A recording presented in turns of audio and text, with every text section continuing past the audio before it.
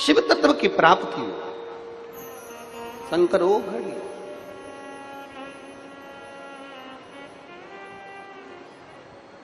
शिव महापुराण की कथा कह रही है, हम पशुपात्य अस्त्र को प्राप्त नहीं कर पाते।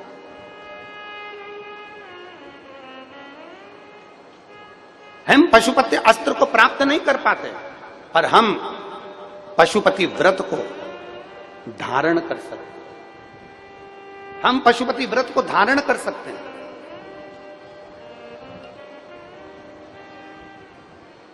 हम पशुपति व्रत को जितना धारण करेंगे, पशुपति व्रत को हम धारण करें और पशुपति व्रत को धारण कर कर हम भगवान की अविरल भक्ति को पा सकते हैं।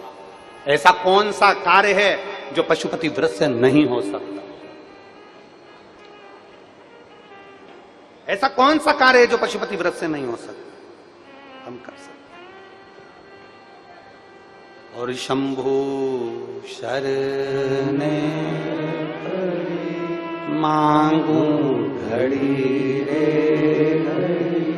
दुख काटो दया करीने दर्शन आपो।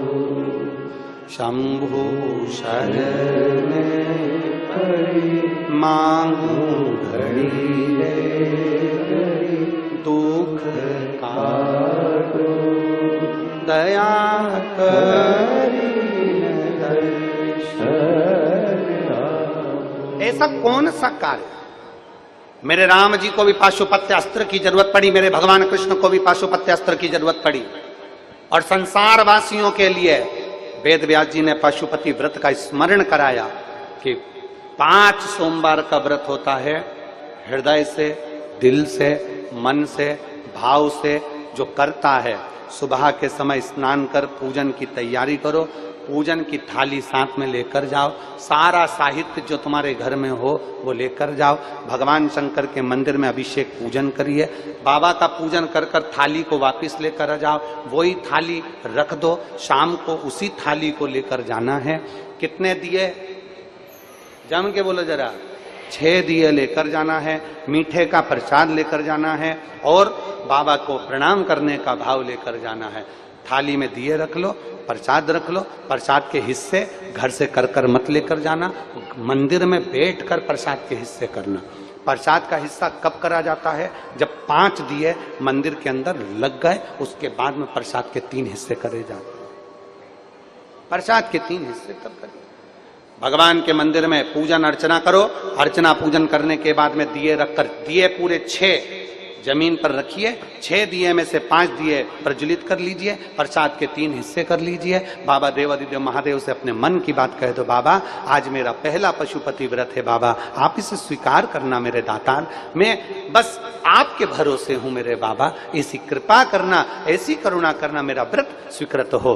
बाबा को प्रणाम करो, 5 दिए जलाए हुए रखो वहीं पर, 1 दिया बिना जला उसको वापिस थाली में रख लो, प्रसाद के 2 हिस्से मंदिर में छोड़ दो, 1 हिस्सा थाली में लेकर वापिस से जाओ। घर के अंदर जब प्रवेश करो उस समय पर राइट हैंड में सीधे हाथ पर बैठ जाओ, घर की ओर अपना मुख कर लो और वहीं पर बैठकर 6 नंबर का जो दिया है वो जला दो। वहां बैठकर बाबा से प्रार्थना करना, बाबा मेरे व्रत को स्वीकार करना, मेरी ये कामना से मैंने ये व्रत किया है। बाबा को विनय करना, निवेदन करना। ऐसे 5 व्रत पूर्ण करिए। बीच में रजस्वला धर्म आ जाए छोड़ दो, कहीं जाना पड़ जाए छोड़ दो, कोई चतुर्थी, तीज, पंचमी तुम्हारा कोई व्रत आ जाए छोड़ दो, अगला सोमवार कर लो, पर करना 5 ही है। एक ही मंदिर में करना है जिस मंदिर में तुमने पहला व्रत करा।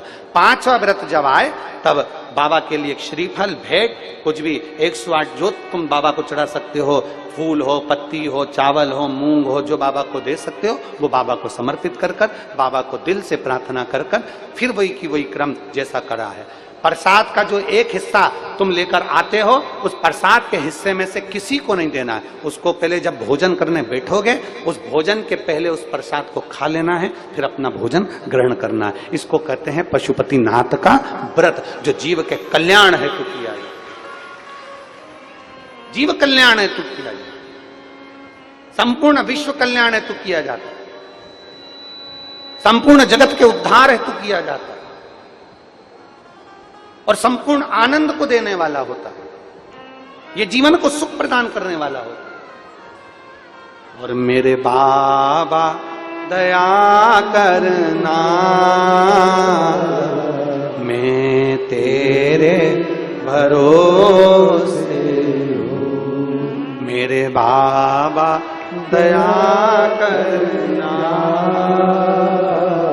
मैं तेरे भरोसे हूँ। ना घर के भरोसे हूँ, ना परिवार के भरोसे हूँ, ना घर के भरोसे हूँ, ना परिवार के भरोसे हूँ। मेरे बाबा दया करना,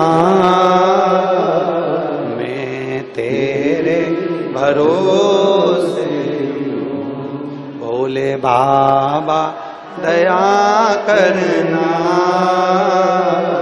मैं तेरे भरोसे। हम उसके आश्रित हो जाएं, हम उसके भरोसे हो जाएं, उसके चरणारविंद में हमारी दृढ़ता प्रबल हो जाए। हम उसके आश्रित इतने हो जाएं कि जो करेगा मेरा ओमकारेश्वर बाबा करेगा, जो करेगा मेरा महाकाल बाबा करेगा, जो करेगा मेरा कुबेर भंडारी करेगा। और मेरा बाबा, अगर तुम्हारा विश्वास पक्का है, तुम्हारी भक्ति पक्की है, तुम्हारी दृढ़ता पक्की है, तुम्हारा भरोसा पक्का है, तो ये मानकर चलना, जैसा बाप अपने बच्चे की उंगली को पकड़कर चलता है, बाप को ठोकर लग जाती है तो बाप बच ले, उसी तरह अपनी औलाद को ठोकर नहीं लगने देता, वो औलाद को गोदी में झेल लेता है, उसको गिरने नहीं देता, वो गिरने नहीं देता। अच्छा, दुनिया समझती है कि परमात्मा नहीं देख रहा है, दुनिया समझती है कि भगवान नहीं देख रहा है। तुम अपने मोबाइल का डाटा ऑन ऑफ कर सकते हो, तुम्हारा मोबाइल ऑनलाइन नहीं आएगा, कभी कभी ऑफलाइन भी हो जाएगा। तुम्हारे मोबाइल का नेटवर्क नहीं मिलेगा, ऑफलाइन हो जाएगा। तुम्हारा मोबाइल का डाटा ऑनलाइन ऑफलाइन हो सकता है, पर परमात्मा कभी ऑफलाइन नहीं होता, वो तो ऑनलाइन पूरी जिंदगी रहता है।